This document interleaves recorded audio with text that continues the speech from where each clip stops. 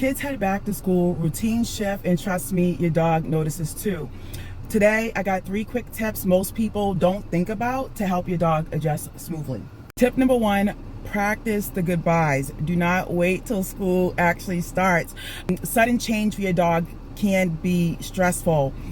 A lot of times dogs panic the first Monday when the kids go back to school. And so essentially you want to build confidence and not guilt trips with your dog. Think about what your morning's going to look like and where do you need your dog to be. A lot of the times when I'm working with families, whether they're in school or not, morning times tend to be a struggle because the dog is all up in the mix when you're just trying to get your kids situated. One thing you can do, if you have a fenced-in backyard, put your dog out there and let them frolic around until you're situated. Also, if you don't have a fenced-in backyard, think about a puzzle toy or anything that your dog stays engaged with for at least 30 minutes or so, just so that you can have time to prepare your kids to get ready for school. These sort of things you want to do, again, before school starts. You don't want to wait till the first day. Essentially, even breakfast in the morning right now. How is your dog acting? Are they crazy now during breakfast in the summertime? Then definitely for school, you want to make sure they have something to do, right? Tip number 2, first 10 minutes home rule. I cannot tell you how many times kids getting home from school is pure chaos, right?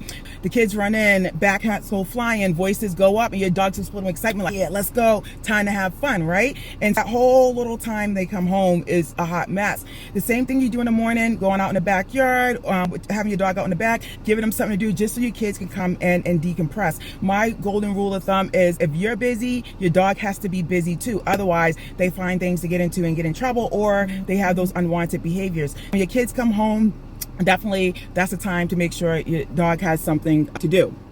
And if you don't have something for them to do, the jumping, the nipping, overstimulation is just going to go into the spiral. Another tip, teach your kids what boundaries are and how to respect the dog. A lot of that, especially the younger ones, just because it can be a whole thing, sometimes it's not only the dog, it can be the kids too. All right. Tip number 3, when your kids sit down and do homework, dogs can feel left out or get a little noisy, right? Give your dog a potential parallel task to do, like a frozen Kong, snuffle mat, things of such. Again, if you're busy, your dog wants to be busy too, or they need to be busy or they get into trouble. I'm going to throw in an extra bonus tip.